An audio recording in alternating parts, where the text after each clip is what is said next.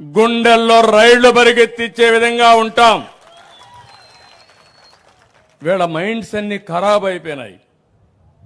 నేరాలు చేసి, ఘోరాలు చేసి, అకృత్యాలు చేసి మళ్ళా తప్పించుకుంటామనో 2 రోజులే కదా జైలు, మళ్ళా బయట వస్తామనుకుంటున్నారు. నేను ఒకటే హెచ్చరిస్తున్నా, ఈ ప్రభుత్వం 0 టాలరెన్స్.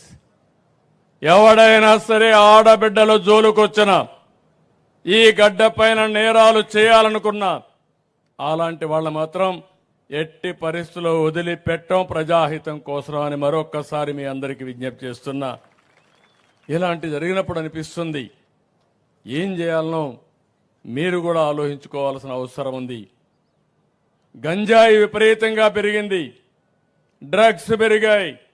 ఈరోజు మీరు చూస్తున్నారు, ఒక విధంగా గంజాయి పైన యుద్ధమే చేస్తున్నాం. డేగా కన్నులు పెట్టాం.